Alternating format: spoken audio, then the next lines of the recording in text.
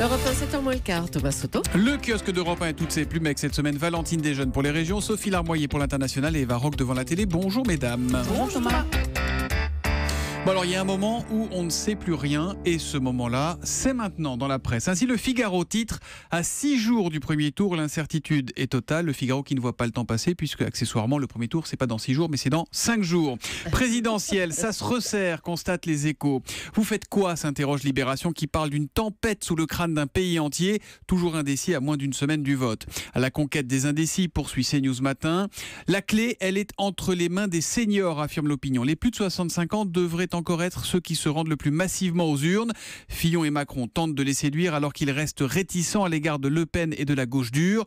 Ce que CAC résume sur son dessin de une. Marine Le Pen et Jean-Luc Mélenchon discutent, elle avec une photo de Jean-Marie Le Pen dans le dos, lui avec un drapeau de l'URSS. L'inconvénient avec les vieux, c'est qu'ils ont de la mémoire, dit Marine Le Pen. Le prix du pragmatisme revient à Aujourd'hui en France, qui titre « Lundi prochain, il sera trop tard ». Ça, c'est incontestable. Le journal qui se demande si dans quelques jours, l'abstention sera le premier parti de France et qui, du coup, liste les 5 bonnes raisons d'aller voter. Alors, on y va. 1. C'est une période clé avec des choix stratégiques. 2. C'est une élection observée par le monde entier. 3. Une forte participation consolidera la démocratie. 4. Voter vous évitera d'avoir des remords.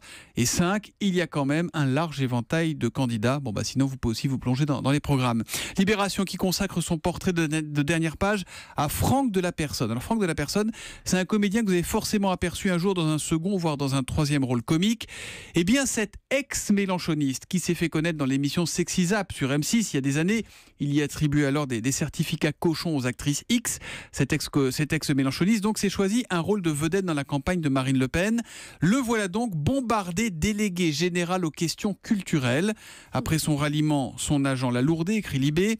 Voisin de Florian Philippot à Paris, il fait du train fantôme à la foire du trône en mangeant des gaufres bras dessous avec le vice-président du Front National. En des stars, il y en avait aussi au meeting de Macron à Bercy hier, pêle-mêle. Je peux vous citer Lynn Renaud, Bernard Montiel, Dany, la chanteuse Dany, Catherine Lara, et il y avait même Daniel Evenou. Autrement dit, Marie Pervenche.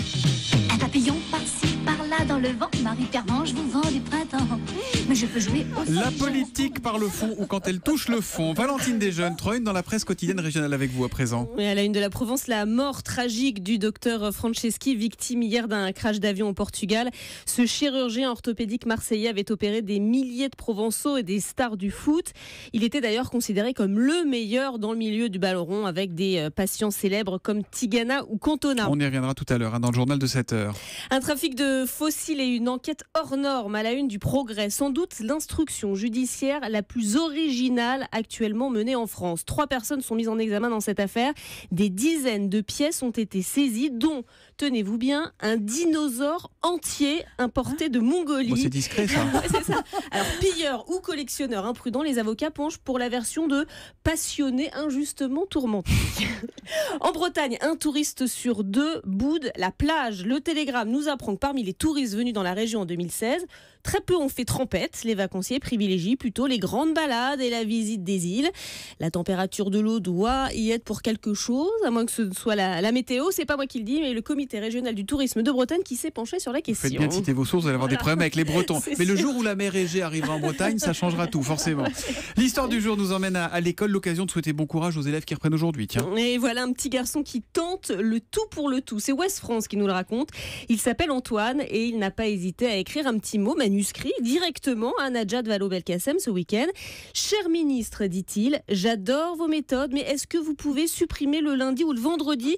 Ça me ferait une petite pause. Mais on l'a trouvé notre candidat, c'est Antoine. Votez Antoine. Oui. Un petit mot pris avec le sourire par la ministre de l'Éducation qui a publié la photo sur Twitter avec cette réponse. Relâche en ce week-end de Pâques, mais toujours un plaisir de découvrir quelques courriers.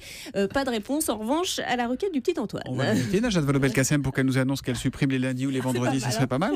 Ça marchera pour nous ou pas ? Comment ? Est-ce que ça marchera pour nous aussi ? C'est l'école. Allez, 4 heures de colle pour Eva Rock. Une bonne élève, ça change d'Eva. C'est Sophie Larmoyer. Hier, lundi de Pâques, c'était à la Maison Blanche, la traditionnelle chasse aux œufs, Sophie. D'ailleurs, là-bas, on dit plutôt le roulement des œufs, egg roll. Oui, parce que les enfants avec de grandes cuillères font des courses d'œufs de Pâques dans le jardin. Ce sont des œufs en bois décorés, estampillés Maison Blanche que les enfants remportent au souvenir.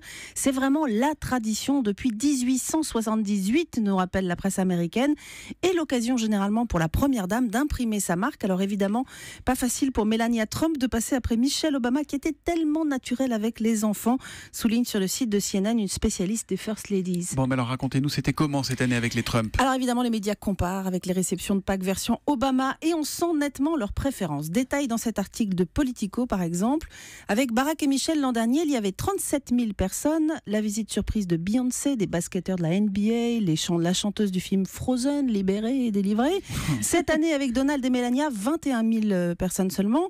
Le Martin Family Circus, c'est-à-dire un 21 000 groupe personnes seulement. Quand vous recevrez 21 000 personnes chez vous, on en parlera. Par rapport à 37 000, ça fait quand même 16 000 de moins. Voilà, le Martin Family Circus, donc un groupe de 6 personnes de Nashville, le boys band Bro 4, voilà. Sinon, Melania souhaitait un retour aux traditions. Elle a fait venir des fanfares militaires qui ont joué des musiques de films de Disney. Puis il y avait des stands comme le coin lecture ou celui pour écrire des cartes aux militaires et aux vétérans. Ah bah, ils vont être contents les enfants. Bon, différence de style en tout cas, c'est voilà, clair. mais surtout d'organisation, ça a failli être la catastrophe. Politico nous explique que les administrations Obama s'y attelaient beaucoup plus tôt, d'autant que c'est un gros enjeu d'image, mais cette fois il a fallu que la société qui habituellement fabrique les œufs en bois marqués White House alerte la Maison Blanche via un tweet disant en gros en février, si vous voulez des œufs cette année, il va falloir songer à passer commande. CNN rapporte que 400 volontaires ont travaillé d'arrache-pied ce week-end pour tout préparer. Il faut dire que la chef de cabinet de Melania Trump n'a été embauchée qu'en février. Et avant ça, le seul qui avait un peu d'expérience de cet événement, c'est le porte-parole de Trump, vous savez, le très agité Sean Spicer, Ouais. parce qu'il était dans le staff de George Bush pour son dernier Pâques en 2008, et ce jour-là, Spicer était dans le costume du gros lapin. Non. La photo qu'on voit sur Europe1.fr là. Non, bah là, il est à côté parce que il est à c'est côté, cette année, oui. mais en 2008, Il était c'était dans lui le qui lapin. était dans le lapin. Ah, c'est moche. Ah, c'est moche. Elle On va- était en talons aiguilles, Madame Trump, ou pas sur la Absolument, pelouse? avec une robe Ah oui, rose. ça s'enfonce dans l'herbe, faut lui dire. Ça sent le vécu dans le Poitou par Julie Leclerc. Talk show M6 sur 11h45, c'est une nouveauté, ça a commencé hier sur M6, donc Eva Rock. Oui, c'est le nouveau jeu de cuisine qui est mené par le très populaire Norbert Tarrer, vous savez, qui a été découvert dans Top Chef et métamorphosé dans la foulée en animateur. Et alors tous les midis, il y a une brigade de chefs, certains sont étoilés, qui viennent relever 2 défis proposés par des téléspectateurs, je vais y arriver, comme ces deux-là. J'adore l'avocat, je suis une inconditionnelle de ce produit. Mes apparences salades, je ne sais pas trop quoi en faire. Je suis fan de lasagne.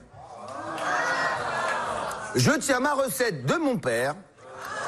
Et j'adore les cuisiner. Mais, ah là, c'est là où arrive le problème. Mais régulièrement, je me retrouve avec 2 ou 3 feuilles de lasagne qui se battent en duel dans mon paquet. Ça vous est jamais arrivé, ça, de retrouver 2 feuilles de lasagne dans votre paquet? Non. Et de ne pas savoir quoi en faire? Mais là, vous allez Moi-même, quand comprendre. le paquet est plein, je sais pas quoi en faire. C'est ça le problème. Mais chez Picard, il n'y a pas des feuilles qui Ah traînent. bah oui, mais enfin. alors forcément, je ne m'adresse pas aux bonnes personnes. Bon, Vous allez-y, allez Eva. voir, ce sont des demandes simples et les réponses le sont tout autant. Pendant 40 minutes, vous allez apprendre à vraiment cuisiner des recettes bluffantes, mais très simples, pas chères, avec des tours de main qui sont très utiles. C'est vraiment une mine de conseils et de bonnes idées, avec en bonus... Bah, t'as des lasagnes, t'as de l'avocat, tu fais des lasagnes à C'est l'avocat, ça, puis voilà, c'est exactement. réglé. Avec en bonus l'humeur de Norbert Tarrer. Alors résultat, vous avez vraiment l'impression de regarder un talk show culinaire. Par exemple, quand un chef étoilé lui propose sa recette à l'avocat, le garçon est épaté. Jacques Ribaud, répétez-moi s'il vous plaît, je n'ai pas entendu. Vous avez dit quoi? Un soufflé avocat, chocolat au lait et un petit morceau d'avocat Je vais dessus. vous faire un bisou. J'ai envie de vous faire un bisou. Et je remercie à chaque fois quand les chefs me font aussi découvrir. Parce que c'est ça la cuisine. C'est ça la cuisine. On ne sait jamais tout. Alors, vous venez peut-être de l'entendre. Le problème, ce sont les applaudissements intempestifs qui font que l'émission est bruyante. Et en plus, je ne vois pas l'intérêt. En revanche, l'émission, elle mérite vraiment d'être rodée, d'être calée. Norbert Tarrer est un très bon meneur de talk show. Il n'y a aucun problème. Il y a du rythme. Et les chefs, surtout, font preuve de pédagogie et prennent vraiment plaisir à partager leurs astuces. Nous, on a envie de tout essayer quand vous avez fini de regarder l'émission. C'est un programme sans prétention, mais qui a une vraie ambition parce que M6 est toujours à la recherche d'un programme à la mi-journée qui soit capable à la fois de faire venir les téléspectateurs et les annonceurs, parce que les audiences ont du mal à dépasser 3%. Puis surtout, n'oubliez pas... Et n'oubliez pas, la cuisine, c'est des idées et du plaisir. Bye bye les amis. Talk show sur M6 à 11h45 du lundi au vendredi. Eva Rock qui va bientôt changer de litrice, ce qui lui permettra de resupporter les applaudissements dans les émissions de télévision. Allez, merci mesdames.